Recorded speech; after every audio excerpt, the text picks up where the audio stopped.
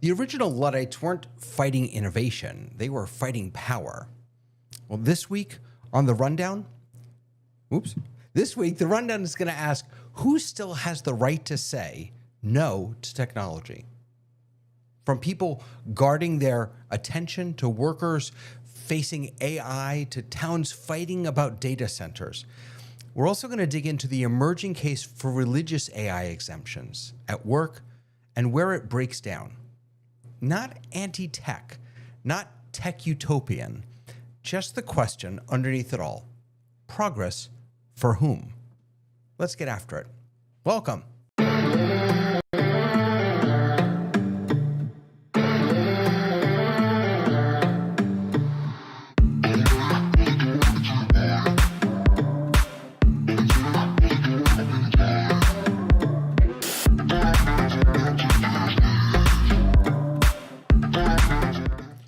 Good morning, good afternoon, good evening. Welcome to the rundown. If you can hear me online, give a shout out in the chat. Say hello. Good to see you.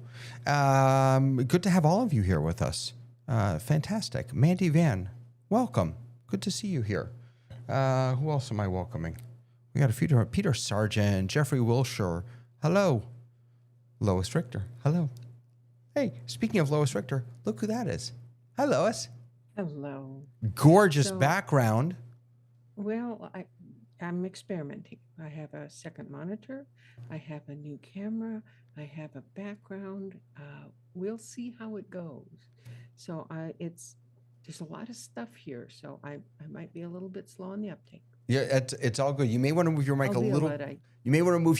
You'll be a Luddite. You may want to move your mic a little closer to you. But hey, what camera did you get? What are you using? Oh, this is the Link one. The Link, the 360 Link, Insta 360. Oh, fantastic! Wonderful. And I figured out a spot to put it where I think it's working okay. Fantastic. Am I in focus? Is my background in focus? I think you look focused. I think you look fantastic. Yeah. And you look just as good as Tamara Pika. Hello, Tamara. Lois looks fantastic. Lois looks fantastical. Thank you. How you doing, Tamara? I'm doing great. Tamara, I was just in your neck of the woods. I was in San Francisco this past week. Yeah. You were north of me. For 2 whole days. By a lot, but I love that. By a lot, yeah. For 2 whole days, and it was lovely. I'm bummed that you weren't closer in my neck. I know. I'm sorry. It's still on my list to meet everybody on this panel.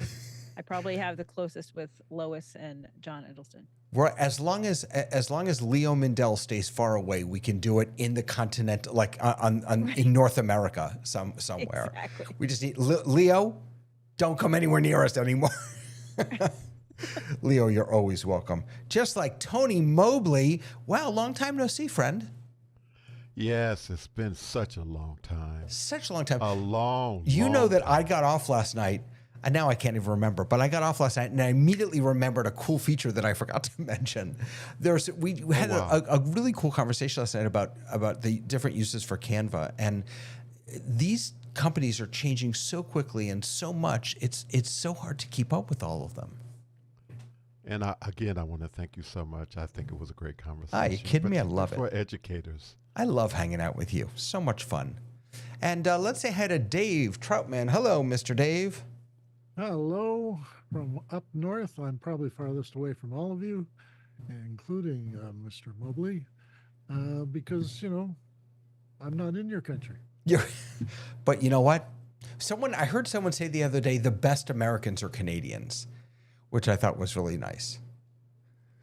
No, he doesn't like that. Okay. Not the Canadians. I don't know. I don't know. It may not be a Canadian who said that. No, you're right about that. It was absolutely not a Canadian who said that. Yeah. Yeah. That's all right. We love a good jest. Well, you know who's with us this week, which is such a treat. Such a treat. Oh, he's not there. Hold on. I forgot to switch this. Ready? Magic. Are you ready? 3, 2, 1. Boom. Look at that. That was it. Now that's an entrance, my friend. Right there. That's an entrance. What can I say? John, how are you, sir? And a prop. I'm just a little wetting my whistle. No, it's good to be here and David, next time you're in San Francisco, come on down a couple hours and visit beautiful Monterey Bay. Even Leo's done that. Wow. Just a couple hours down. I would have. I was visiting my mom, and I only had 2 days, and my brother, so we didn't have a lot of time. But You know, mothers come first. You know. mothers do come first. Hey, you know what I learned before we get to the news? So my brother, I've talked about this. My brother and my sister-in-law are both AI engineers. My brother did his PhD in artificial intelligence 25 years ago, and they both work at Google. So every time I go to talk to visit my brother, I'm learning from him. I learned this. Does anyone know what GPT in ChatGPT stands for? Oh, wait, I did. General purpose something or other. General purpose something.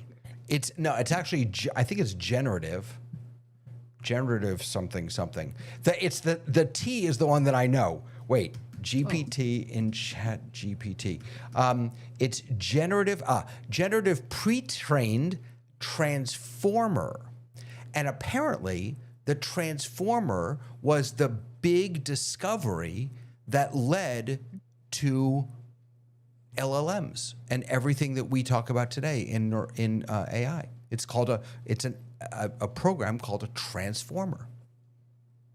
I didn't know that. Okay. Yeah. So Wow, it's I didn't know in that the either. name ChatGPT. All So right, we can all go now. all We've right, learned that's this. it. Okay.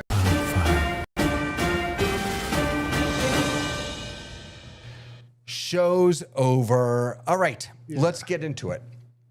A couple stories this week that we want to talk about. First of all, there was a little bit of a back and forth, and Mark Zuckerberg of Meta fame wrote an article, an op-ed in the Washington Post entitled "The AI Future is for Everyone." And I think that he wrote this in part because some of the big AI guys, like from Anthropic and even from OpenAI, are suggesting, and this past week have suggested, well, maybe we should slow down a little bit. Maybe we should not let every new LLM, every new model, out into the open. And Mark's argument was, no, actually, the question is not whether it's going to be developed. It's who's going to control it. And we should not be restricting access. It should be widely distributed to empower us so that we can be the owners of this AI. And it was really an argument against this doomerism that I think a lot of people are seeing. I don't know if any of you watch or listen to Jon Stewart's, what is it, This Week with Jon Stewart? I forget what it's called. Is it This Week with Jon Stewart? I think so, yes. Yeah. He had... This week is not Jon Stewart. That's the British guy. No, it That's is... last week. That's last week right. tonight. This week is Jon Stewart. Yeah. The Daily Show. The Daily Show is Jon Stewart, Show. exactly. Yeah. So this past week, he had on Cory Doctorow, who's been a regular on the Twit Network, and it was an amazing discussion between the two of them. And one of the things that John pointed out is that Cory, some of what Cory Doctorow writes about and talks about, was able to pull John out of his doomerism a little about AI. So I don't know. I mean, what we didn't, full disclosure, I did not paste the whole article in here because it's behind a paywall and I didn't want anyone to, so I sort of summarized it for us. But I don't know, any takes on Mark Zuckerberg being the voice of, let's give everyone AI, it's all going to be okay? Oh, he's such a scholarly fellow. We should listen to everything he says because, he's been right every single time. Meta was changed to Meta. Oh, I'm sorry. Facebook was changed to Meta. No, wait a minute. No, it used to be the Facebook. Oh my No, gosh. what did I say? Okay, he keeps changing his mind about what's going on. And I'm sorry, but I've given up listening to the data interpreter. Really? Yeah. Well, data from Star Trek. Anyway. Okay. Anyone else? Yeah, I don't take anything he says as gospel at all. Well, I don't think any of us take anything as gospel either, but Yeah. CEOs are just- usually quite out of touch. I just want to say this sort of thing. I just feel like every week it's one of the big CEOs making a declaration that has some truth to it. But every week, it becomes harder and harder to kind of feel like it's an altruistic or even scholarly like approach, because and it's not even that I agree or disagree, because oftentimes I'm like, yeah, I totally agree with what they're saying over at Anthropic. Oh yeah, I totally agree with this, but I just don't. It just doesn't feel authentic given the long history of things. So it's almost like, even if it is authentic, even if he's like, I really feel like I've got to say something because this is really important that people know this. It's just hard to kind of with any of them. I don't think any of them are better or worse than the other at this point. He didn't just pull the short straw this week, did he? Yeah. Maybe, right. Maybe he did. By the way, Mickey, I just Your turned turn. myself down. I hope that helps, Mickey. I didn't understand if he was actually saying that we, the folks using it, should be, involved in all that stuff, or whether it was I, the owner of this Ah. company, should be deciding what happens to people. So I didn't understand what it meant or said, and I probably wouldn't have believed it anyway. You know what's interesting about that, Lois, is I hadn't thought about this before, but Mark is making this, Zuckerberg is making this argument really from the perspective of a bit of an outsider in the AI world. I know that they have their own models and stuff like that, but his models certainly are not considered, they're not the ones that anyone I think really goes to. And so when he says AI should not be reserved for, where is it? It should be concentrated in a few hands. I wonder if what he's saying is exactly what you just said. It shouldn't be concentrated in those guys' hands. Concentrate a not little bit of some it in my hand. Yeah. Yeah. Yeah. Well, and also, you're not making as much money off of the elite people who are in this conversation as you are the rest of the rest of us, right? I mean, if we use Google, they're using us as the product, and they get a lot of money out of us even if we're not paying for that product. So I think that it's hard. Again, it's like, wherever his motivations are coming from, when you're talking about a guy who's like, Facebook isn't a chargeable thing, so they're making money off of the fact that my feed is now 100% or 99.9% ads, right? Or things I did not put in there or elect to. So it's hard to know where that's coming from. It's like, yeah, if it's just a bunch of elite business people, we're not making money in the way that he's been making money. Like, he has no shot of making money from that. So it's just that's the part where I'm like, you could be correct. Like, some of the stuff you're saying, I agree with. I think it should be for all. I don't think it should be gate kept in certain ways. But it's hard. It's Yeah. one of the hard But parts. it's difficult though with technology, where take drugs, new drugs, a new drug idea comes out and they don't give it to everybody. They try it for a little while to see what's happening. So since we really don't know some of the risk and dangers and challenges, maybe some constraint in the rollout of these technologies. You may remember back in the 60s with the birth defects with the thalidomide babies, where a new drug came out, was made more widely available before they adequately tested and knew what the impact was. So it should be for everybody. How rapidly we roll it out may depend on what risks there are Right. when we roll it out. Yeah. Agreed 100%. Okay.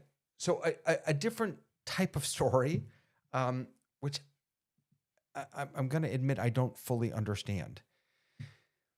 Apparently, Apple is now leasing phones to people, or they're thinking about leasing phones.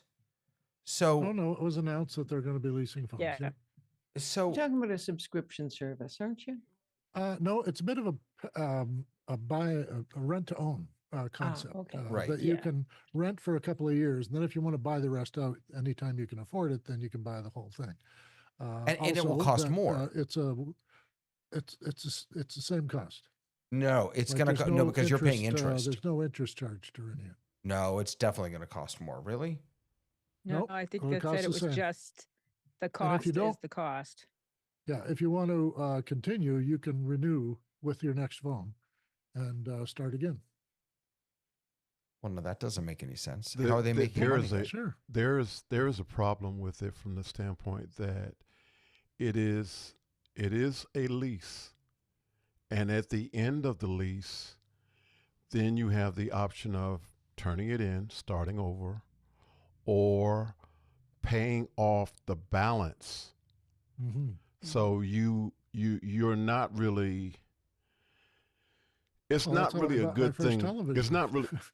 It's not really a good thing for people who have budget issues, because the issue is that you're able to make the lease payments at a very low price, Yeah. but at the end you have to if you want to keep it, then you have to pay off the balance, and so you're paying a little for For a 24 while. to 36 months, but then Mhm. whatever that balance is, if you want to keep it, you have to pay that. All right, But so why would here's you want to keep it if you could just roll it over for a new one? right. and Here's start let me give paying the some same numbers. amount? Hold on, let me give some numbers here. So this is according to Android Authority.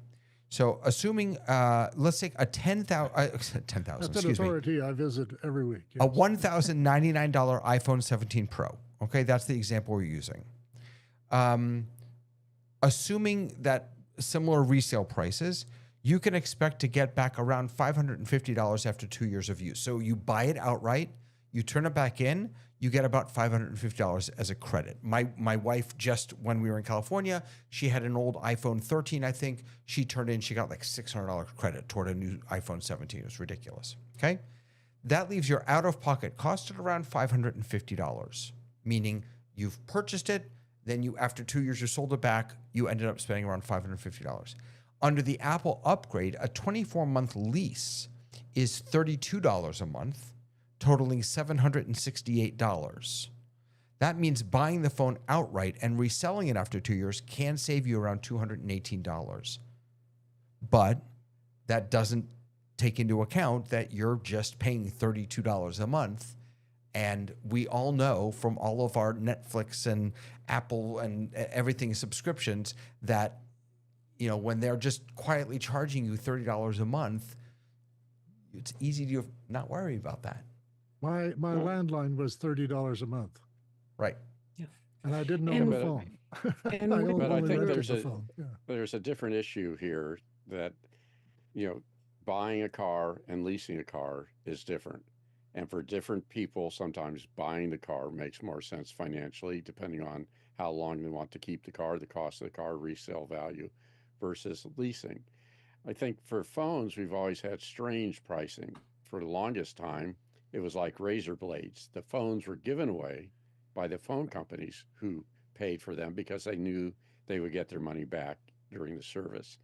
Things are getting stranger now. The phones are getting more expensive. So I don't see this as anything more exciting than, do you lease a car? Do you lease, do you buy a car? Do you lease your phone? Do you buy a phone? I go through do I trade it in? Do I not trade it in? Do I buy insurance or not? It's just another vehicle that hopefully is making it easier for customers to really know what they're paying, when, and where. Go ahead, And Lois. the end value of it, once you're finished with it, might be lower than you expected because you crack something or you have some nicks on the back and all the rest. So, yeah, they might say, well, it's not worth $300 because it's not in pristine condition. So you have to pay the differential. Go ahead, Lois. There is a Well, rub, though. Hold on a One of the second. There- Wait. Hold on. I got it, Lois in. Sorry. I'm actually using the hub Using the and hand. pushing the She's note. using the hand. Yeah, it's my new anti-Luddite thing. So, so one of the things that I have always liked about Apple is when I buy something, I never have to pay for a wizard to come and fix it because it's included. And if something happens, I just call them up and say something happened, and they tell me how to fix it over the phone. Or if that doesn't work, I can take it into the store. And it's like, so my question is now, if they're going to do this lease thing, is that $35 a month including service calls and phone Does not support include and Apple stuff Care. like that? Yeah, it doesn't So include Apple Care, so that you'd would have to be add something to consider. Mhm.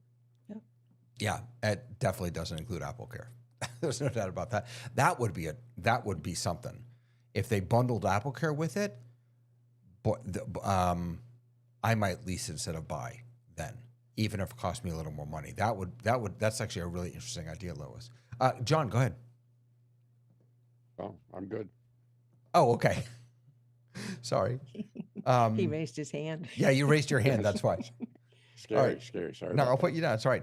Okay. So leasing or buying, it's up to you. It's up to you what you want to do with it. Before we jump into our main topic, Tamara has a very important update for us about our robot overlords who are coming into our classrooms. Not quite so quick. As of after our conversation last week, where we introduced the idea that New York was paying $58,000 to bring a robot teacher friend into the classroom, they have held off on that a little bit. They decided to hold the brakes because they had a lot of pushback from various From us. places, from everybody but the bots. So that has been put on hold, and we will not be seeing our robot friends in the classroom in New York Yet. I'm sure it's coming, but yet. Yeah. And Tamara and I were talking, I'd like to think that we played a part in their decision. I think we did, obviously. I think for sure. You wonder how many New York teachers watch this show. Right. Exactly. Well, I taught in New York, so maybe a couple. Definitely a couple. So a couple weeks ago, Lois made a suggestion that we think and talk about the modern day Luddite, who gets to say no to technology. And that same day, an article came across my desk from a clergy person, a rabbi that I really respect, about a religious exemption, the idea of a religious exemption from technology in the workplace. So we wanted to talk about who gets to say no to technology and who are the new Luddites of today. Lois, can I put you on the spot? Would you be willing to just sort of bring us into this conversation a little bit? Okay. So Luddite is one of those words that has several meanings and over the years has had different meanings. And I will let Dave Paskin talk about the historical Luddites, how that came about, what they were doing, etc. But then the term came into general use as someone who was either opposed to technology, no phones in my house, I won't have a television, or it can be used as a derogatory term, meaning someone is too stupid to understand all this stuff. And so it sort of wavered around our culture a little bit. And then now there are people who are self-described as new Luddites. So those are the three kinds of Luddites. And David, can you give us the historical perspective? Yeah, I mean, I'm not a historian, but essentially in the early 19th century in England, the textile workers were, they introduced new machinery into the textile factories. And the employers, the employers saw that introduction as a way to reduce wages, weaken apprenticeship, and craft standards, and to degrade working conditions. And so they said no. They in many ways they went on strike, and they were called the Luddites. Their argument, their complaint was not about the machine itself, but about the social arrangement that was built around it. And that's where I think our conversation is interesting, because it's a power struggle. It's a power struggle, and it's a power struggle in different way for different audiences. For some people, it's about work. It's my job security or work value. For other people, it's about sort of connection and speaking to a human being. It's the frustration of having to deal with a bot on the phone when you I just want to talk to a human being. For other people, it's financial. For other people, it's about these data centers and the environment or civilization. There are so many different ways that people are resisting. We saw a little bit of this, and I probably didn't frame it well when we talked about it before. But remember when we were talking about the universities and the kids who were, during graduations, how the kids were, standing up and walking out on the Google CEO, or, booing whatever they said AI. Those were some young adult Luddites in some ways, pushing back on this new technology. So who are, Lois, are you a Luddite? Do you think of yourself in that way?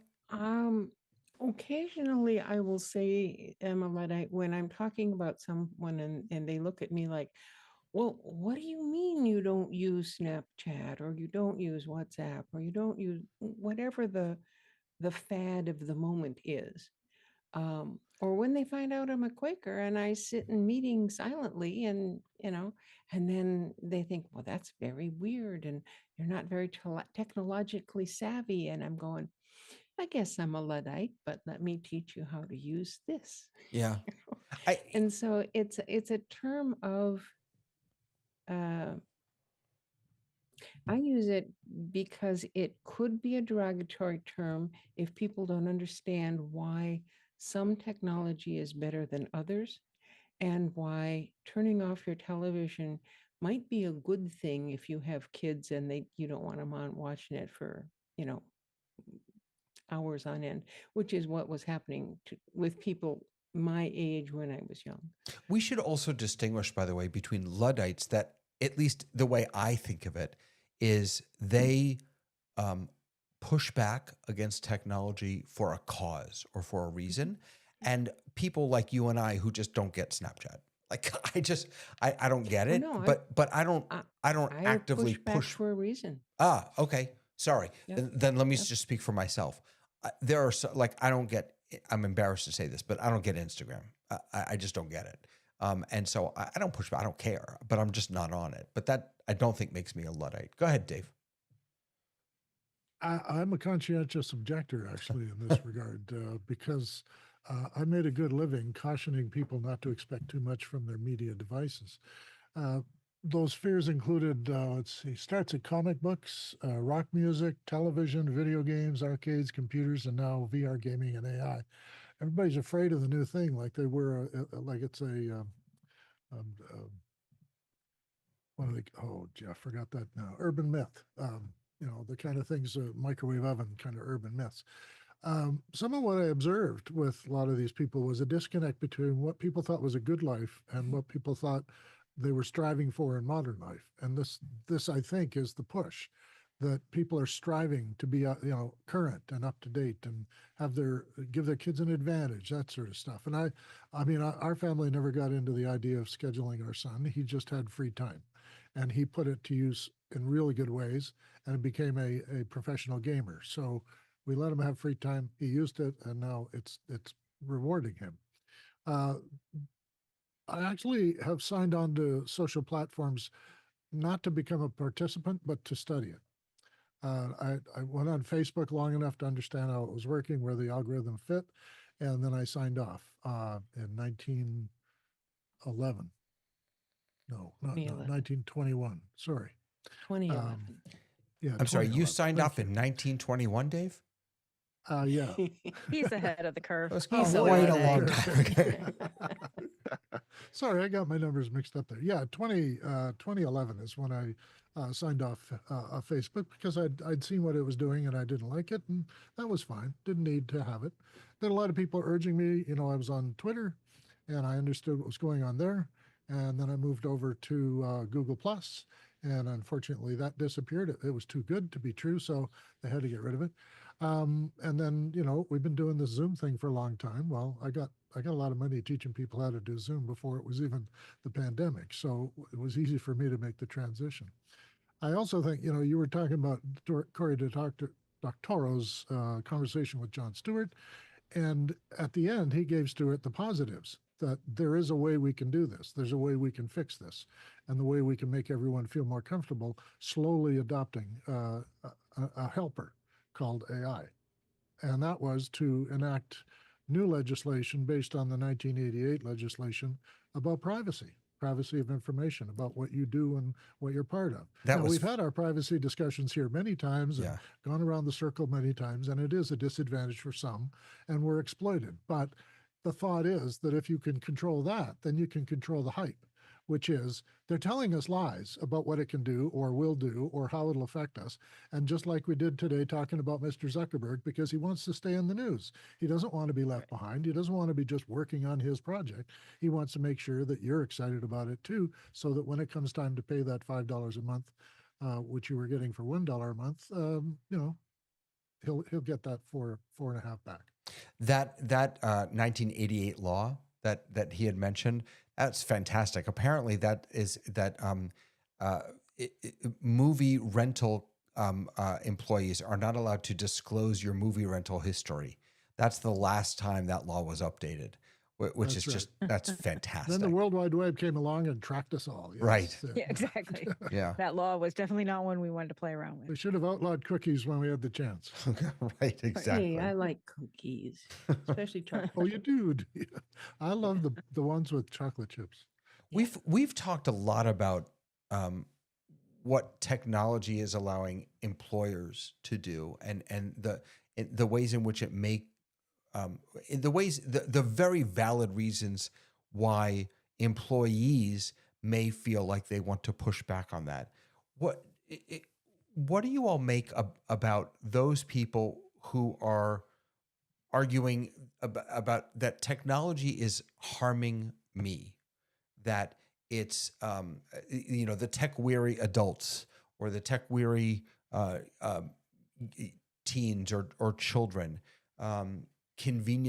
struggling with convenience versus autonomy? Is that something that you're seeing? Is that real? Were those college kids just? Is that what they were expressing? A general weariness with the way technology has seeped into every aspect of our lives? So I've had no less than 4 conversations in this realm this week, and they were in every generation, but the younger generation were so passionately and adamantly against it because, I mean, from an artistic standpoint and from a one of them was so passionate about it and was like, I want to go to the board and have them choose not to use any AI at all. And I was like, whoa, wait. And I realized, like, what I see as a tool to enhance humanity, they genuinely see as a tool that is taking away our creativity, that is taking away our our what it means to be human. And they were really upset. And one of the conversations was someone who was in marketing, who was like, look, I have seen my industry fall away because of these technologies. So I think there's a lot of economic stress, but then there's also a lot of people who are just fundamentally against everything that it stands for, and some that are really, I mean, obviously hang in the artistic crowd, so there's a lot of artistic people who are like, absolutely not, I don't even want it to be part of my life, I'm absolutely not going to have it part of my life. And when I push just a little bit and be like, let's talk about like some of the ways, I'm not advocating that that we write scripts with it or that we let it be creative, but it can be a tool for brainstorming. Like it can help someone without doing that work for them. And it was like a no-go, to the point where a couple of them were like, listen, I like you, we're friends, let's like just end it here and agree to disagree. I was like, absolutely, you can disagree with me all the time. I said, if you follow me and you watch my stance on this, I disagree with myself every other week on this topic. I go back and forth of how I feel about it. So it is interesting because it was adamant. They were so, like, there was no conversation that it could be it was absolutely no go. Lois, Well, go ahead. part of that, I think, is that young people are passionate about whatever they're passionate about. We have a thing in Davis called the Whole Earth Festival, and I've been involved with that since the 70s. And every year there's a new group of college students. So they're all about the same age every year, but it's a different group. And they get passionate. And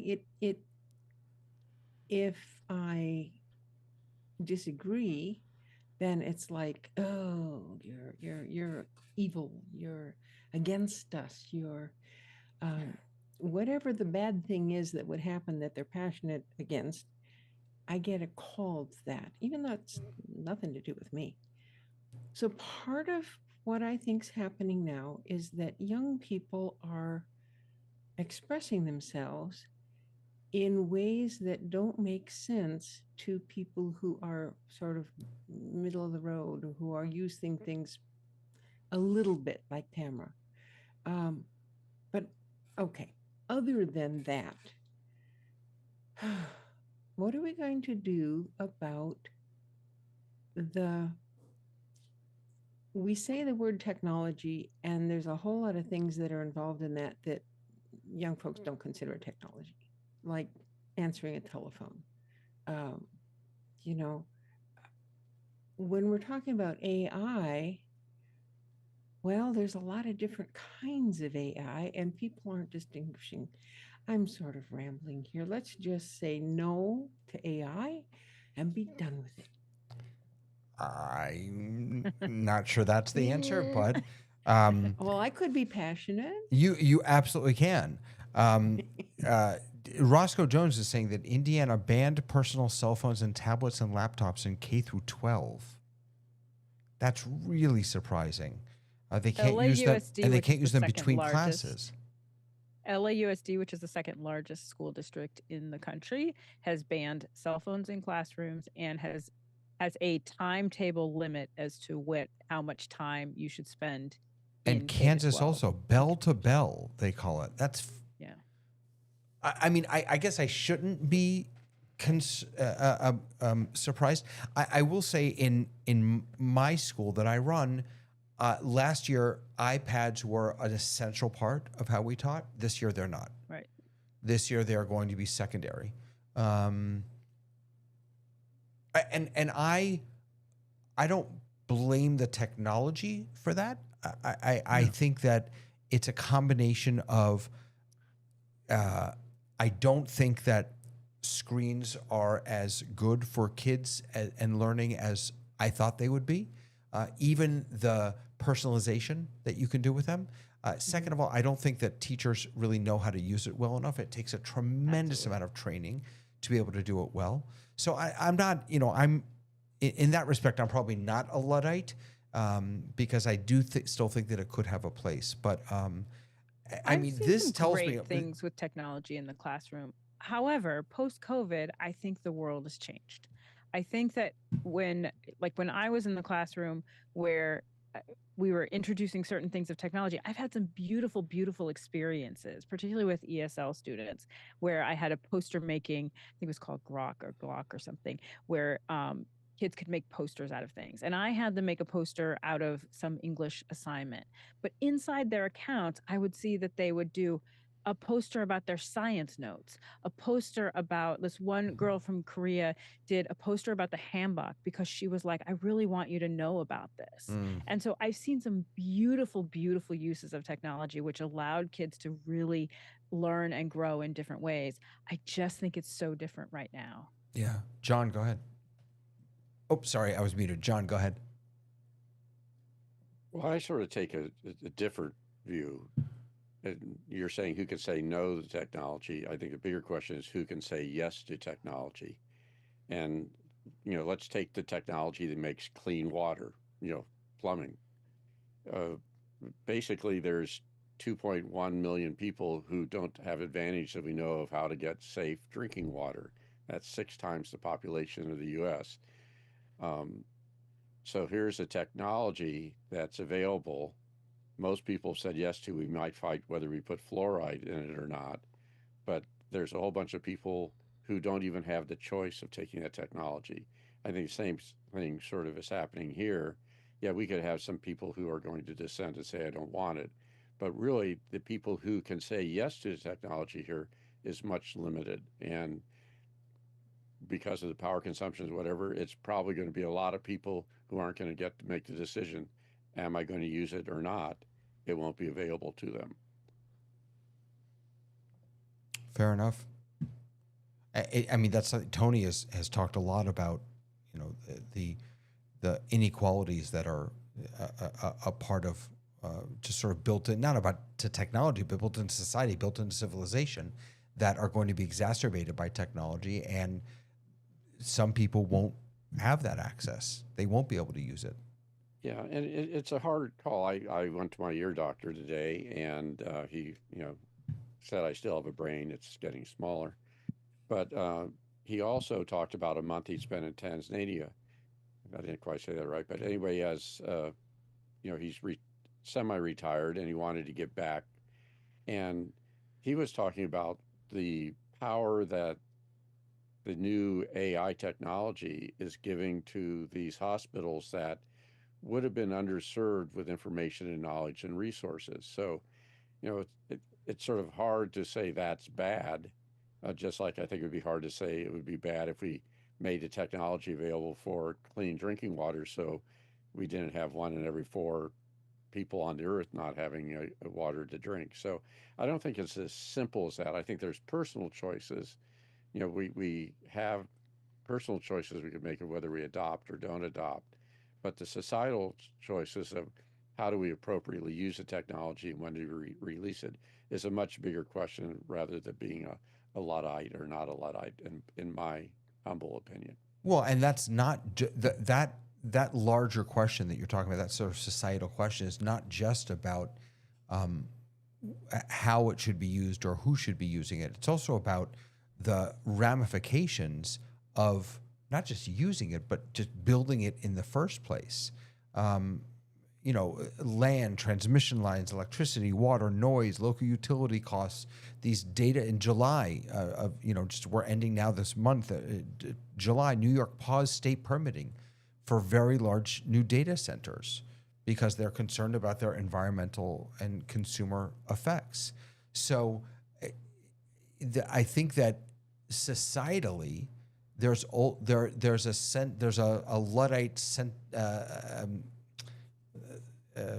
feeling, a Ludditious feeling. I don't know how you'd make Luddite into an adjective, but a feeling that we need to push back against this because it's not good for us.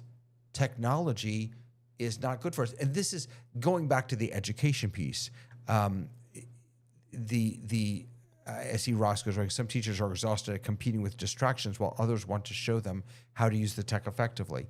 The challenge, I think, the societal challenge that education is facing when it comes to some of this technology is that it's not living up to the promise. The technology is not living up to the yet. It's not living up to the promise of it's going to personalize, it's going to be responsive, it's going to do individualized education, it's going to do all these, it's going to free up the teacher. It's not doing that yet in many, many cases. And so instead... Are those realistic expectations? Were you putting false fair expectations? Fair enough. But what I'm saying is when you're weighing a data center and all these environmental things against more time for the teacher and better education, it's a bit of a more equal thing. But when you're not getting the what do you call it? The payout, then it's a little less. Let me go in order here. Let me get Dave, and then we'll go back to John, and then over to Lois. Go ahead, Dave. Well, quite simply, we're back to the question of, is it a tool or is it a task? And is it trying to control us? And I think if we just continue to operate as if it's going to be an assistant for us, that is, we continue to do the important work humans need to be done, and we have an assistant who helps us or makes it easier for us to do it or makes us just better at it. We learn as we go, and it helps us figure things out, and we get to do it better. But sometimes it can be a distraction or a crutch. We lean on these things too much. And you were just mentioning, the concentration of things that will start to employ AI as a key element of its function reminds me of when something like Cloudflare goes offline or Microsoft's servers or AWS goes down in a region, everything stops. Now, if it's all going to be on AI, are we going to have the skilled people on board to be able to pick up a piece of paper and take over and make sure that everything continues to operate until we get our AI back? I look at the institutional knowledge that gets lost when they move a person out who's been with the company for 40 years and knows almost where all the skeletons are buried, and then can tell you what the best decision is because we tried those things back in 1995 and they didn't work. So we're doing it differently this time. Well, yeah, AI is the next little bubble like Web 3 or something. And we've got to, stop thinking about this as a replacement for humans. It's going to be a tool we use, but we're getting told that it's going to change the world, and I don't believe it's going to. And so I'm not a Luddite in that sense. I'm a conscientious objector because I think it's slow. Yeah, let's slow things down here. Let's look at the financing of all this stuff and all the money that's being scooped up out of the economy to do this AI game, and see if it's not benefiting everybody. Why are we doing this? If they can show me real benefit, I'm there. But both MIT and Harvard business haven't seen any increase in productivity. So you're talking specifically about AI. I would broaden it and push back and just say that when we think about technology writ large, it is fundamentally but changed. We did this with desktop computers at everybody's work desk, and then suddenly they were spending more time handling the computer than they were doing their job. Yeah, no, I'm not suggesting it's a. But then as they learned to use the thing as a tool, they got better at it. Right. And now they can't work without a computer. Well, so, and this is where Vic's comment comes in, and then John, I'll pop you up. Vic says, devices don't steal time. We freely give it up. Yes. I think it is so important to remember the humanity in this conversation, and that we can blame technology all we want, but at the end of the day, it does not steal time. We freely give it up. That sort of says it all. Go ahead, John, please. Well, I just wanted to make the bet with David when he said he's not going to change in the future. I'll take that bet on it's going to change. Yeah, for sure. For sure. Lois, go ahead. We'll have to specify both the amount and the details. But yeah, I'll take that bet too. Go ahead, Lois. So if we go back to the question, who gets to say no to technology? And David Paskin, in passing, mentioned a religious exemption. Now, I know that there are people whose religions forbid them to do certain things. I mean, there are folks who drive around in buggies instead of using cars and that sort of thing. And so are they required to drive if their religion says that they can't? Well, no. So what happens if there's a religion that says, I can't use a telephone, or I can't use a computer, or whatever the thing is that we're talking about as far as technology goes? If there were such a religion and there were a religious exemption, well, then what about people who have their own beliefs and requests and requirements, who say, not this church, but I don't want to use a telephone, or I don't want my kids to have an iPad at school to do schoolwork on. So at what point do we allow individuals to make their own choices, and as a community accept those choices for them? So if this is, to me, the whole idea of religious grounds for refusal is such a slippery slope. And I'll give you a real life example, which happens to me all the time. I'm a rabbi. I kind of know the Jewish stuff pretty good. And I have families come to me and ask if we accept religious exemptions for immunizations for children. And my answer to them is, I'm so sorry, but we don't. We only accept medical exemptions. What I don't say to them, but I say under my breath, is, that's the dumbest thing I've ever heard, that you think that Judaism in any way, shape, or form would give you a religious exemption. There's nothing in Jewish literature, in Jewish texts, that would allow you to not give your children the vaccination. So we use religious exemption not because we're religious, but because we have strongly held beliefs. And so the parent who doesn't want their kid using the iPad, or the parent who, or the adult who doesn't want to, use a phone or a computer for work, whether that's an official religious grounds or not, I think doesn't matter. They will use that, or they will use any of these other, the civic, the labor, the Dave's conscientious objection. I don't know that people are going to need an excuse to say, you know what, it's enough. I can do this work, but I'm not going to do it that way. Tamara, go ahead. I think we do give, I mean, the truth of the matter is you have lots of choices in your life. You have plenty of choices to use or not use in majority parts of your life. If you don't want a desk job that requires a computer, don't get a desk job that requires a computer. Like, there's lots of different ways, even schools.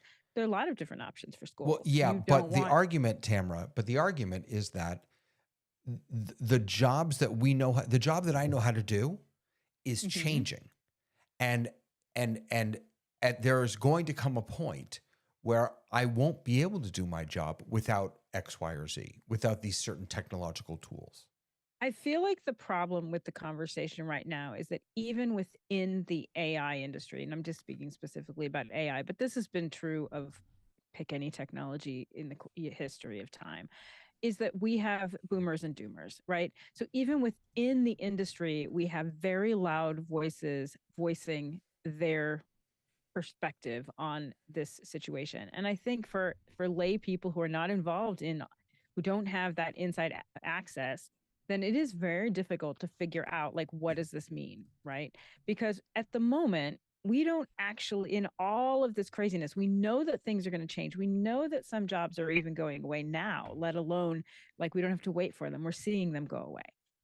But this also has the same feel in some ways of, of .com stuff. There, right now, it's just expensive, and it doesn't have a like serious return on investment in a lot of ways, because that's one of the reasons that they're even having to have a discussion of who gets it, because it's costing too much for lay people to ask a bunch of questions when, and use up tokens and do all these things, use up space on servers for stuff that is nonsensical compared to some of the other things that AI is able to do. So that's part of the problem, is that we don't really have an infrastructure for it. And we've got two factions within the industry saying, this is terrible, or this is like the greatest thing since sliced bread. And I think that's very confusing for lay people.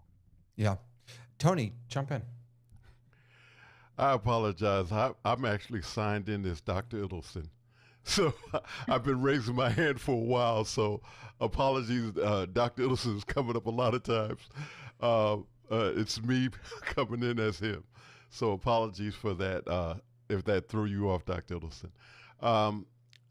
I really want to go back just for a quick second about the phone situation in schools.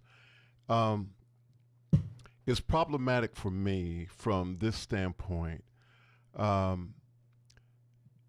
believe that parents should be able to not call their children, but their children should be able to call them if something happens during the school day that might be dangerous. And so from that standpoint, I think that students should be able to have their phones, whether they're turned off, where they could turn them on if needed. So I think that's an issue for me. And the other part of that same conversation is that there are several cases here in Georgia where there was abuse by the educators taking place, and that if it were not for students observing some other student being persecuted, that no one would ever know. So I think that there is an argument for trying to figure out a balance in the way in which we look at technology and those who don't want any technology in place. I think that we just really have to push hard for there to be a balance. And part of that is because the human condition is still struggling with those things that are ethical. And not only are we bringing in those things that are ethically compromising, there is an issue of the AI being a gatekeeper. And there are several suits where people have applied for positions and the AI has weeded the people out of the interview process, not even getting an interview, and this is documented. There are cases that are being before the court right now.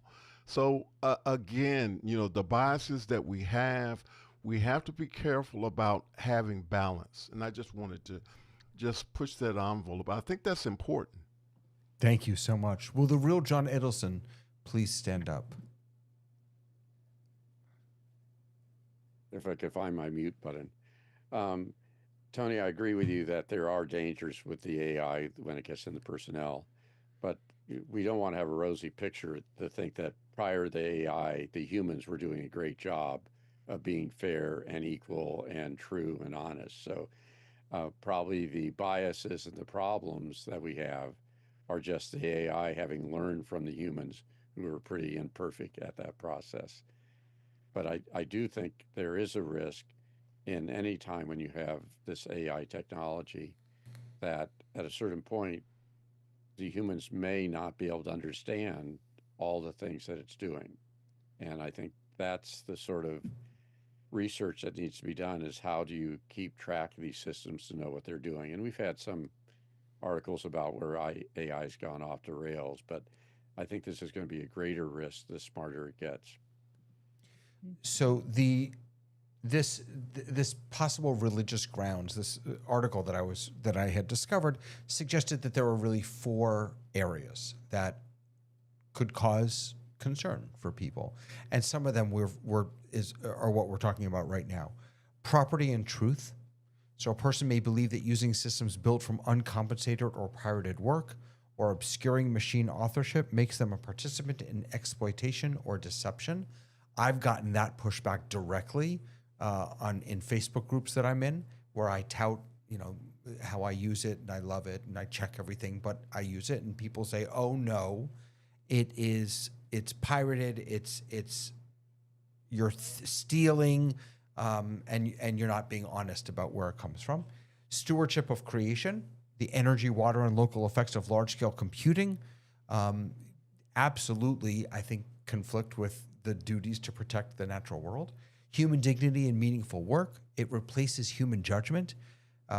Craft or relationship with automation may be understood as diminishing the special worth of persons. And finally, opposition to the idolatry of efficiency. This is my problem. This is where I run into problems. Religious traditions frequently challenge systems that make profit, speed, or power into ultimate values. I don't know if it's a system, but I absolutely make speed and efficiency an ultimate value for myself. And these tools help me do things faster.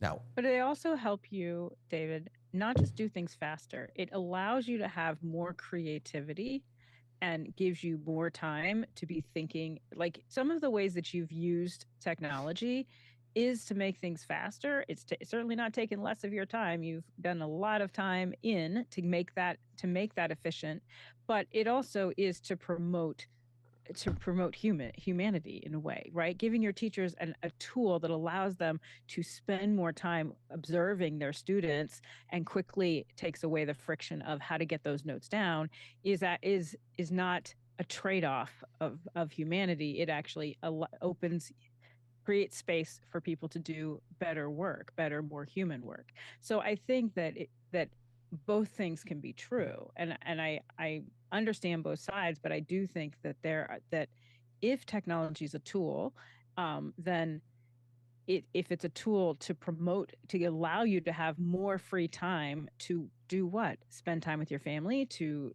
do, to imagine a world that solves some friction points for you, that it gives you time and space.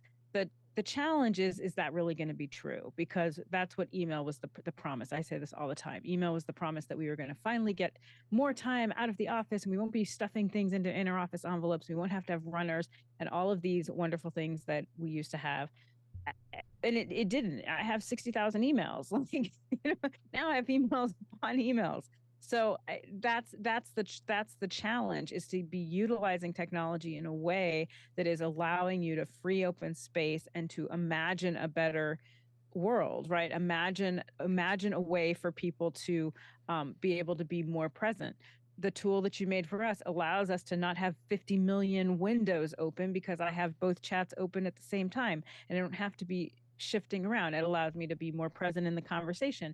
Also, it allows me to be more present in both of the chats. So if a tool is allowing you to be more human and to open up communication, then that's not necessarily a bad thing. So let me, Lois, I'm hoping it'll be okay if I throw a question your way. Always. And here's the question.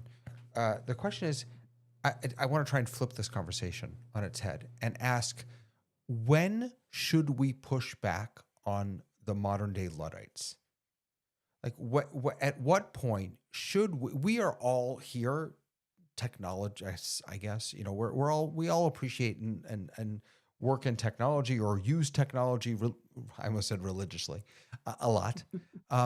So you're an employer and someone comes to you and says, I don't want to use Google Drive. I'd rather write things down. I don't want to use, or I don't want to use Zoom chat. I'd really rather just have stickies or whatever it is. At what point should we say, this is the way of the world? Catch up. Boy, you ask hard questions. So I'm on a number of committees in my meeting, and we get together and we do things.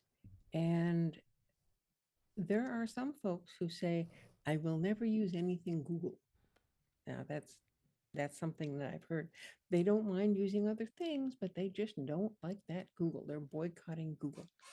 And so our community has decided to put all of our archives on Google Drive. So if they won't use it, then they will be unable to get to and see and participate in things. So if I were an employer,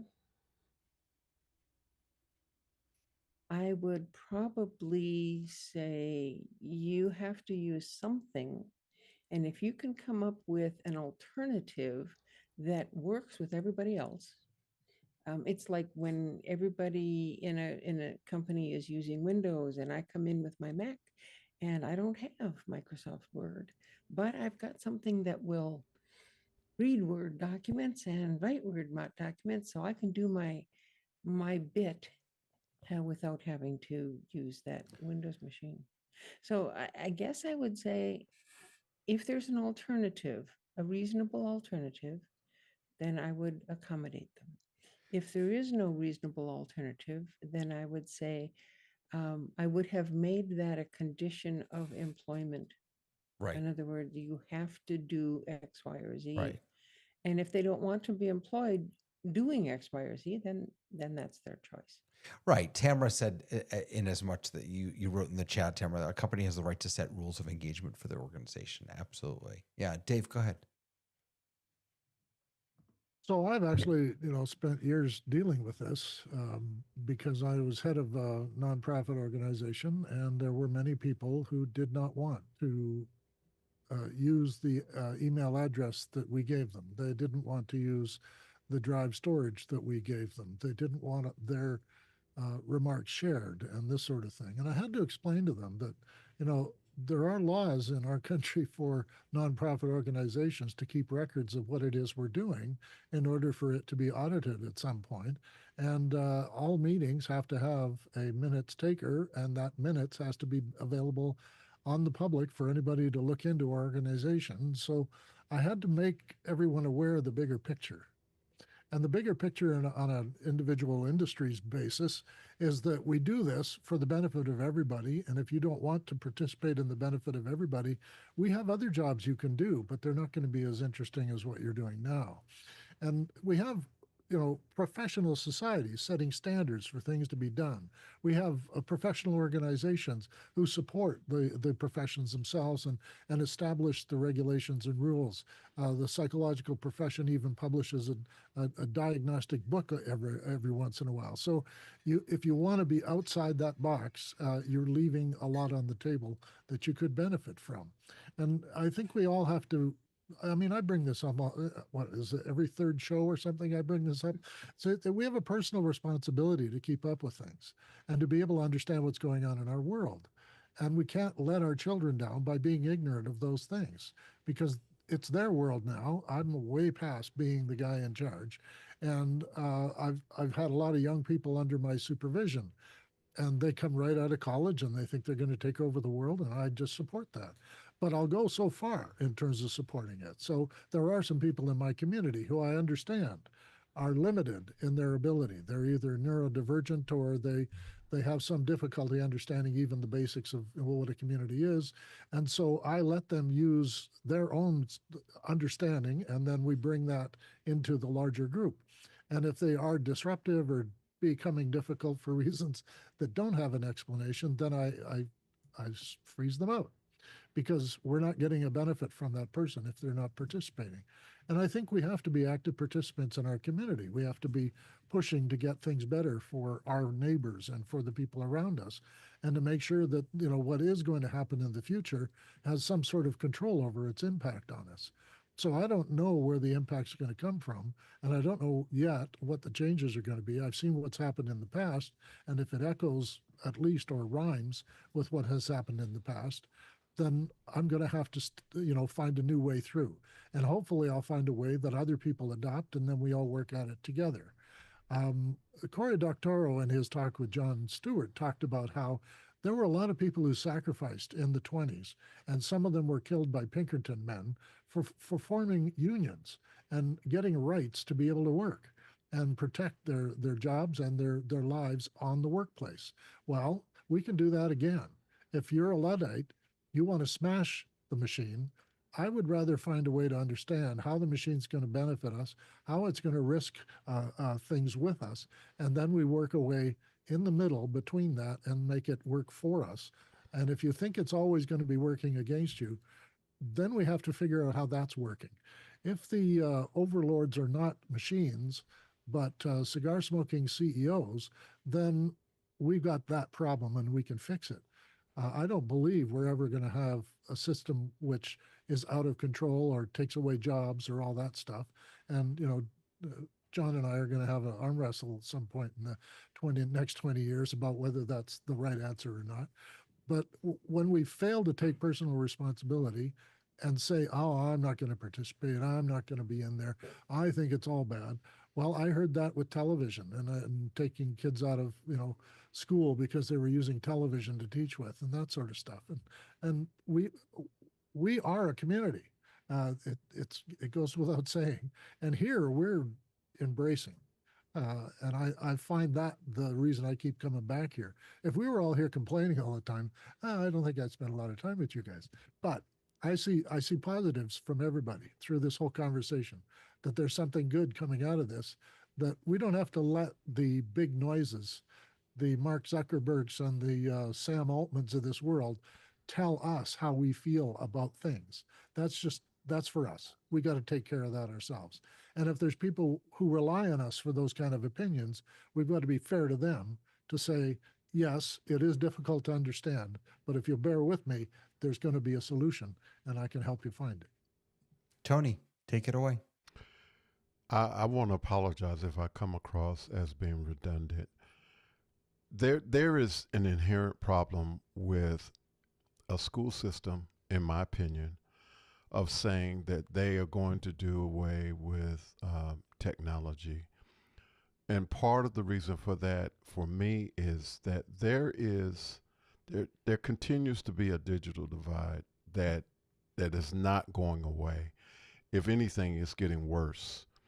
And so if you take a system, a school system, and you make the decision that there's going to be no technology in the school, the people that are a part of that school system that don't have access or resources outside of the school setting don't have access to the technology. And you might say, well, they'll get it at home on their devices. Well, at home they may not have the devices. One of the things that we have to take in consideration, even before this whole technology thing existed, is that when people have resources, they are able to enrich their lives of their children by making sure that they have, let's going back to my day, the Encyclopedia Britannica or the World Book Encyclopedia, they brought that into their home so that their children would have access to additional resources and not have to go to the library all the time or wait in line for a book to come back that someone else had taken out. And my argument is that there is a similar situation that exists today, and that we know that people who are privileged have the opportunity. Well, if there's no technology in school, don't worry about it. We'll have the technology here. Even though I don't even like Apple products, I'm going to have an Apple computer in the house so that my child has exposure to it, whether or not I'm particularly fond of it. Vice versa for Windows. Whatever the technology might be, parents are going to do, when they have the resources, to make sure that whatever's going on in the education system can be supported for their children outside of the school setting. And my argument is that there are parents who might love to be able to provide additional support for their children, but they're trying to figure out how they're going to pay their bills, how they're going to take care of the medical needs or whatever else that might be going on. And so, again, I'm pushing this envelope of, as far as technology is in school, let's have a balance. Let's look at it being as a tool and a resource to make sure that everybody has exposure. Lois, Lois, I'm gonna give you the final word. I keep coming back to on lots of our discussions. I keep coming back to how can we fix it? And I don't think we can fix the AI situation, but maybe we can do something to help those people who are unable to participate. So training and discussion and encouragement and all that sort of stuff, and getting resources to people who need those resources and don't have them. And all of those things are things that we as a community and as a culture can do. So even if I'm a Luddite, I can still help with the rest of it. And with that, thank you, Lois, for this suggestion. Thank you, John and Tony, Tamara, Dave, everyone for coming tonight. Really, really enjoyed talking with you. I don't feel quite so guilty about sometimes feeling a little Luddite-ish. For those of you who are not Luddites, tomorrow morning, office hours will be back. We'll be answering your questions. Make sure to join us over in Mukana or on YouTube. Tomorrow afternoon, we'll be back in the kitchen, the Zoom Test Kitchen, beating and banging on Zoom Test Kitchen. I will be reporting back on creating my first Zoom app in the Zoom Marketplace, which is not approved yet, so there's nothing really to report. But I will tell you about that journey, and then we will be back here next Thursday night, just like we are every Thursday. And I'm so grateful to all of you. Thank you for joining us. Everyone who's watching in the chat, Mukana on YouTube, Roscoe, everybody, good to see you. Have a good one. Bye.